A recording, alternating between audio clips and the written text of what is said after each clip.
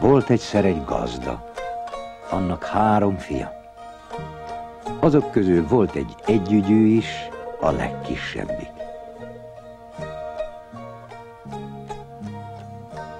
Egyszer is kimegy a gazda a szülőjére, látta, hogy a szalmája szét van szórva. Fogták, összerakták. Akkor szólt az öreg a fiainak, ez így nem jól van, kell, hogy őrizzétek a szalmát.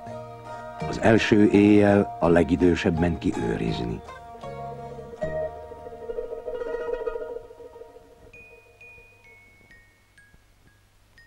Közben megéhözött, evöget.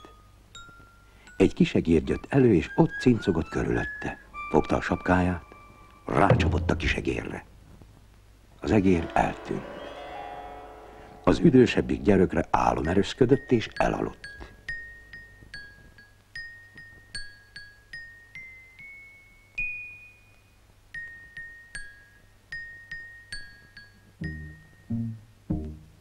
Fölébredt, látja, hogy a szalma szét van szórva.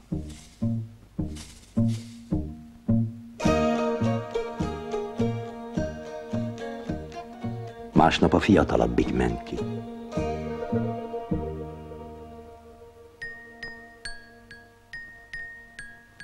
Este, vacsora közben az egér megjelönt, és ő is rácsapott, az egér eltűnt, elálmosodott.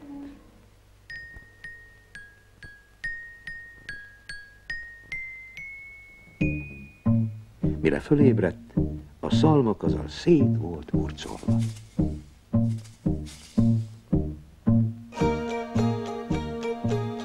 A harmadik nap a legfiatalabb ment ki. Bátyái majdnem megverték, mivel hülye is volt, hogy tudna az megőrizni a szalmát, ők meg nem. De azért a Jankó elment. Jön a kisegér, kezdett cincogni, Jancsi észrevette, adott neki enni. Az egér akkor megszólamlott. Te, Jancsi, ha ügyes löszöl, és megfogadod a szót, akkor nem szórják el a szalmátokat. Megjelenik itt egy ló. Azt szoktam mindig a ti szalmátokat elszórni, de te ne ijedj meg. Adok egy kötőszárt, azt vágd a ló nyakába, és ülj fel a hátára. Jancsi meg is fogadta a szót.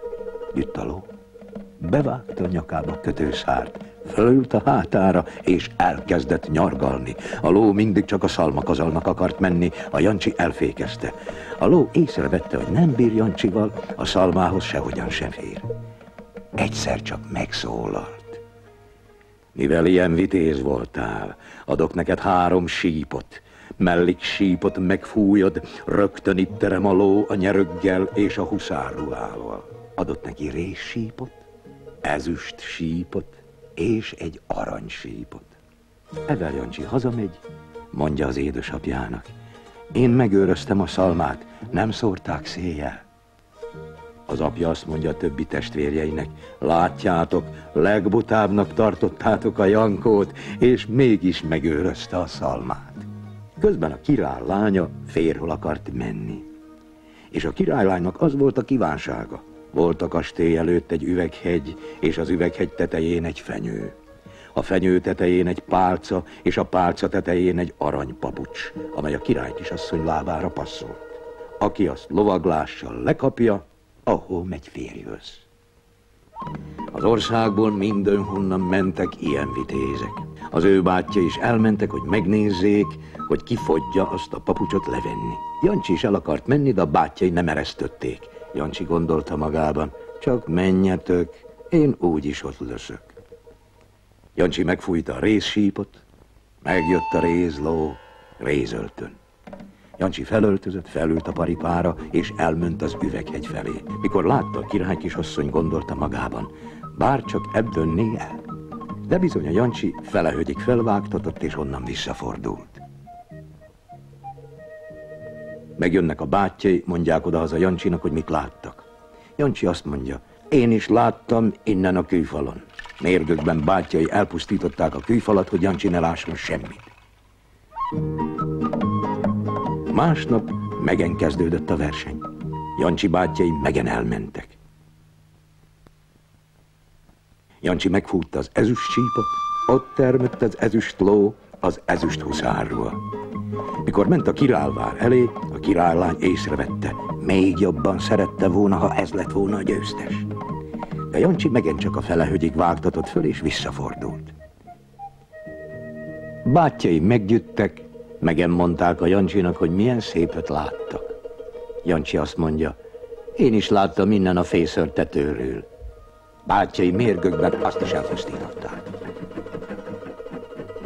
Harmadnap megen elmentek a bátyjai. Jancsi megfújta az aranysípot. Ott terem az aranyló, meg az aranyhuszár ruha. Jancsi felöltözött és útnak kelt. A király kisasszony észrevette. Most már nincs más, azt mondja, mert az utolsó nap volt. Csak legalább ez venné le azt a papucsot. Jancsi nekivágtatott a hegynek, és fölment az Üveghegy tetőig, és lekapta az aranypapucsot. A hegynek a túlsó felén meg elment. Bánkódott a király kisasszony, hogy hát hová tűnt el az a szép huszár, aki lekapta a papucsot. A Jancsi hazament, közben gyűnnek a bátyjai, és mondják neki, milyen szép huszárt láttak ők, sokkal szebb volt, mint az a másik kettő. Fölvágtatott az üveghögyre, lekapta az aranypapucsot, a másik oldalán meg elment. A király kisasszony ezért most bánkódik. Jancsi azt mondja, hisz én is láttam a háznak a sarkáról. Mérgökben bátyjai azt is elpusztították. Na, most a király kiadta a parancsot, hogy az aranypapucs elvivője jelentkezzen. Hanem nem jelentkezett senki sem. Akkor elkezdtek házkutatást tartani. Közben ide is kerültek, ahol a Jancsi lakott. Kikutatták már az egész házat. Kérdezik, hogy vannak-e még többen. A bátyja azt mondja, van még egy, de az nem mély sehová se, semerre se, mindig itthon van. De mindegy, azt mondták, azért megnézzük. Jancsinak volt egy kis tarisznyája, amit mindig magával hurcolt. Kikutatták Jancsit. A tarisznyára került sor, hát megtalálták az aranypapucsot. Akkor néztek a bátyjai, hogy hogyan kerülhetett a Jancsihoz a papucs. Hát mit volt mit tenni? El kellett vinni a Jancsit is, mert arról volt szó, hogy az lesz a királylánynak az ura. Kérdezték akkor a törvényszék meg az urak, hogy hol van az öltöny, amiben akkor megjelent, vagyis levette a papucsot. Akkor Jancsi megfújta a 3 sípot, és mind a 3 ló huszárruhával ott volt. Jancsi felöltözött aranyba, a másik 2-t meg a bátyjainak adta. Jancsi átadta a papucsot, és megkezdték az esküvőt. Volt ott olyan dínom-dánom, ha abban nem hagyták az ivást, talán még is isznak.